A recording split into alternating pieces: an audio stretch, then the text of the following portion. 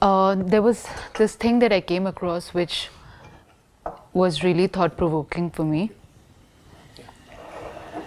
They spoke about, Sri Aurobindo spoke about 3 levels or 3 kinds of partnerships, if you can call them. He said there's one at the vital level, vital partnership, there is psychic partnership, and then there is spiritual partnership. So my question is, how do I find the spiritual partner, and how do I know or recognize? Just the same way you find the right guru. Go back to that question. Okay. The authenticity in my core. You must know what you are seeking from the person. If you get it from that person, you are with the right person. What are you looking for? What are you seeking? If you are just looking for decent looks and somebody to accompany you to the movies, then anybody would do. But if you are looking really to not to make a waste of your life, and if you are looking to someone who just refreshes you, gives you freedom from all the stillness we carry within from all these centuries, then you will find the right person. What are you looking for? So the right partner is not determined by the attributes of the partner. The right partner is determined and achieved by the intensity of your hunger, your inquiry. Just as I said, you go and ask the right questions from the guru, and if the guru comes a cropper, you leave. Similarly, even with your partner, you need to ask certain questions. Maybe not in the same way you formally inquire from a guru. But the essence of the question has to be the same, because the essence of the suffering is the same. Are you a different person in front of the teacher and a different one in front of the partner? No, that's not the same, right? So the suffering consciousness is the same. Even when you are with irrespective of who you are with actually. Mother, father, your dog, your cat. The purpose has to be one. The purpose is, I have to be better. And not in the sense of earning more money. I have to be better inwardly. I have to come out of this inner haze. Does my dog help me with that? You have to be austere and rigorous to that extent. I know many people would hear this and laugh. That does even a dog need to be measured on a spiritual yardstick? Yes, of course. Why must you keep a pet? I get it. If the pet is going to make your life hell? No? Every single thing that you do, you must ask, is it going to liberate me from my bondages and my ignorance? Why must I wear a ring? Why must I wear an earring? Why must I comb my hair this way? Why must I take a walk to the shop? Why must I breathe? Why must I wake up every morning? Why must I do that? The purpose has to be liberation, and one has to be absolutely one-minded on that. No wavering, no second thoughts. I know why I exist, because I know how I exist. Once you know how you exist, you know why you exist. How do you exist? You exist in agony, and therefore, why do you exist? You exist for liberation. Are you with me? So, it's not a complicated question at all. Men, women all have this question, and it has been romanticized endlessly, and it has been turned into something mysterious, as they say these days, mystical. How can you know whether the heavens have really chosen that particular face for you? The heavens have chosen nothing. Your angst has to choose its doctor. But that's so unromantic. Am I supposed to choose a doctor? I mean, come on. I'm looking to visit a discotheque, not a hospital. Right? I want to go to Switzerland and you are sending me to Apollo hospitals. I mean, why do you talk of the partner as a doctor? But the partner has to be a doctor because you are A patient. you are sick and you don't want to acknowledge that because you're pretty. I'm so handsome, I'm so tall, how can I call myself a patient? You are a patient. Better have some humility and acknowledge that. Yeah. And then you will know the one to partner. Otherwise, you will be in all kinds of wrong relationships. And they come in the garb of the promise initially, but then it all comes off, I mean, You know, the promises anybody can make. The thing is, if I really want something, I test the promise. No? Are those promises ever validated? Do we pass them through scrutiny? No, we don't. Why? Oh, yeah, I had not bothered. Not bothered. I may write there that I'm very concerned about me not getting infected. But am I even bothering to ask that person, sir, are you vaccinated? Sir, are you vaccinated? I don't even bother to ask that person whether he is vaccinated. And I keep telling myself, I care so much about my health and public health in general. So all these are games we play with ourselves. We tell ourselves one thing, whereas we live a totally different thing.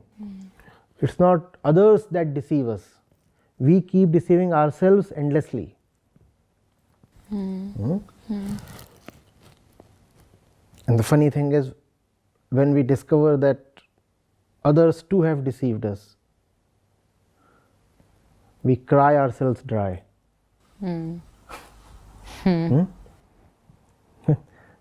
How can you complain now? The very name of the game was deception. He was deceiving you, you were deceiving him or her. He was deceiving himself and you were deceiving yourself. All kinds of permutations, combinations in deception were happening all the time. Now that something has come up, you're crying. Explain.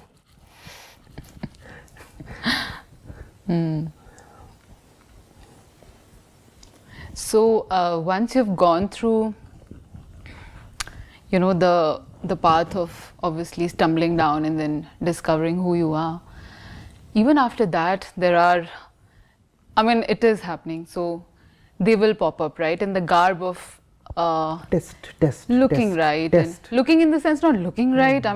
We are obviously not that shallow anymore. So looking in the sense, they're deeper than that and all that. So how do you spot a lie? Does an infected person look different from a normal person? No. Not so what do? You test. Always carry RT-PCR kits with you. Keep testing. By the looks, you will never know whether the fellow is infected or not. You must test. And how will you test? Through your own angst, through your own inquiry. So is there no depth left in the men anymore? What? What is the game? Predominantly. If there is no depth left in the men, and women are usually unable to see that, is there any depth left in women either? Had there been, generalizing, you are generalizing, I am generalizing, but let's play this game. If there is no depth in the man, and the woman still falls prey to the man, what kind of depth does the woman have? Correct. That's the utility of depth. You don't fall prey to shallowness. Without the real thing, nothing in life falls in the right place. At times, we might be deluded into thinking that things are going well with us. They cannot. They cannot. Even if it is happening, it is going to be very short lived and the end is going to be tragic. You can happily run your car on a flat tire for 2 kilometers and then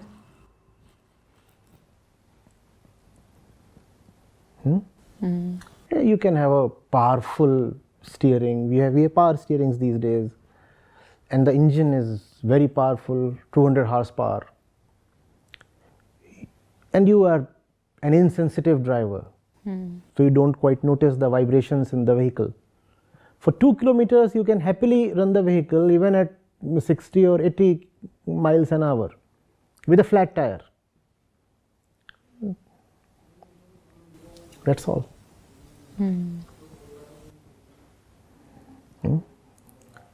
And then when somebody calls you up or gestures from outside, hey, hey, you are such a fool. He is unnecessarily raising a scene. All these are conspiracy theorists. I am so happily riding my vehicle and the fellow is warning me from there and playing it up. They don't like my happiness. And that's what so many people, verbally or non-verbally, say to me. They may not say that, but it's writ large on their faces. And we are so happy, probably you don't like our happiness. I want you to be really happy. I know the thing that you call as happiness. I know how deceptive it is and what kind of pain it would leave you with. Therefore, I am warning you against false happiness. I am not an enemy of happiness. I don't like this movement into deeper and deeper pain in the name of happiness.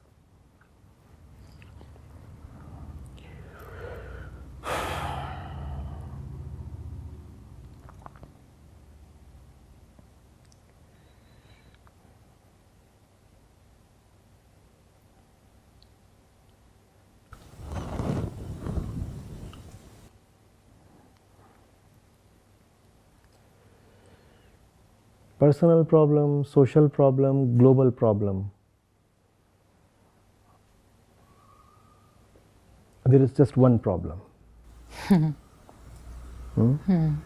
Unless we address that, we can have 1,000 names to 1,000 problems. And it's very easy to address that and very difficult to address that. Because that problem is not outside of us, that problem is within us. That problem lies in our very build. So it's easy because the problem is near, it's difficult because the problem is within.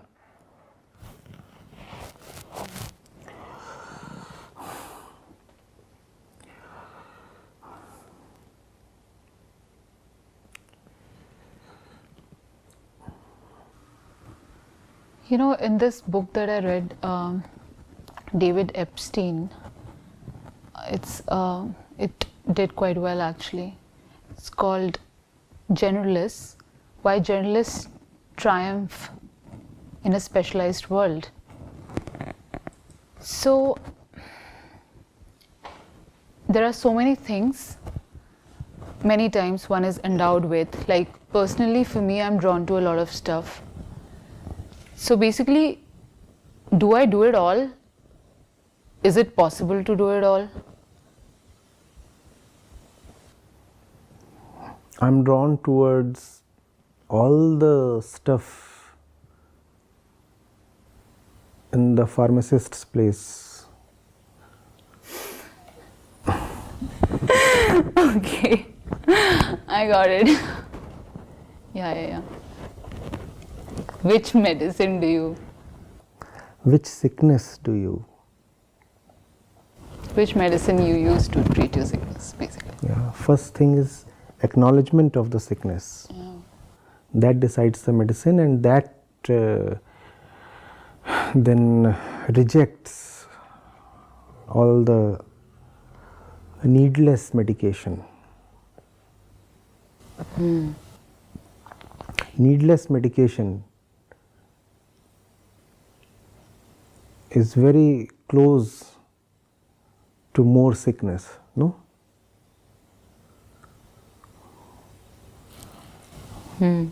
All that in ignorance of the real disease.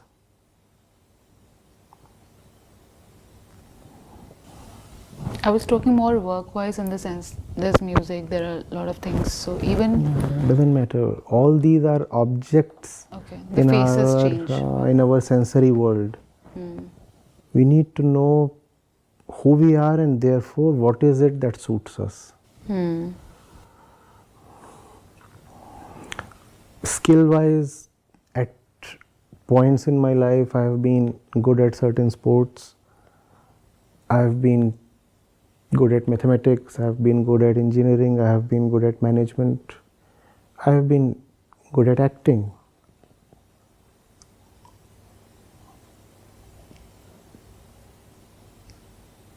What is it that I need to do? You know? It's just not that I feel talented in some space, so I take that space up. Amazing. Talent is such a foolish thing.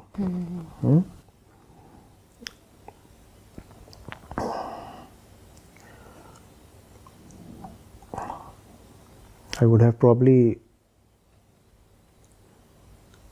made a good physicist, but is that the need of my consciousness? Wow, this is good. Even today, if there is one thing that attracts me beyond Vedant, it's physics. I even taught physics.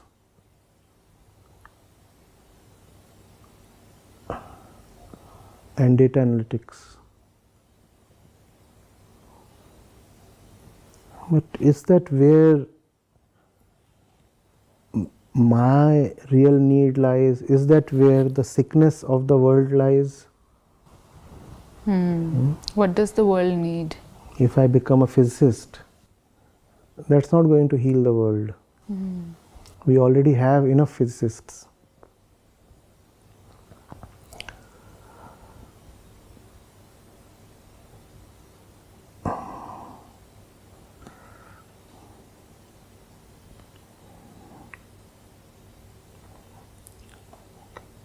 Concerned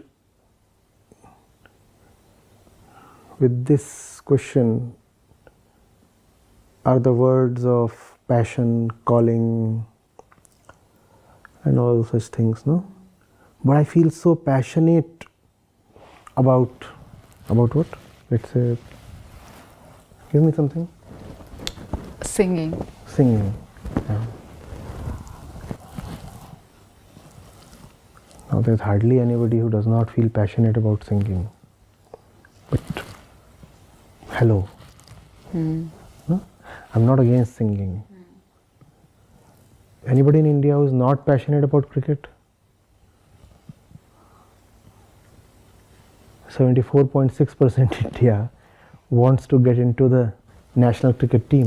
Yeah. Either cricket or acting or singing. Yeah. Those who cannot make it to the Wankhede stadium want to make it to the studios. Either the stadium or the studio. So that pretty much covers up the entire population of the country. Hello. Two hoots to passion. You see what you must do, not what you are inclined to do. Being born in India, obviously you would be inclined to take the ball or the bat in hand. I too was inclined. That's not what I'm going to do. Or perhaps use your singing in a way that it is conducive to serve the purpose. Now, that makes sense. What sort of But songs then are you again, singing? you have to determine if your songs are just a means towards some higher end, then are songs the best means towards that end? If the end is the important thing, then are the songs the best means? If they are, continue with singing. If they are not, pick that up which would be most efficient in taking you towards your goal. So, But Meera sang bhajans of Krishna ji too. Meera succeeded with songs in reaching Krishna. Not everybody succeeded with songs in reaching Krishna. You have to ask yourself, is Krishna important or the songs? The answer would be Krishna, if you are honest. If Krishna is important, are songs the best way? If the answer is yes, continue with singing. If the answer is no, don't deceive yourself. Pick some other way. If you persist with singing, irrespective of knowing that this is not taking you to Krishna, then singing is more important for you than Krishna.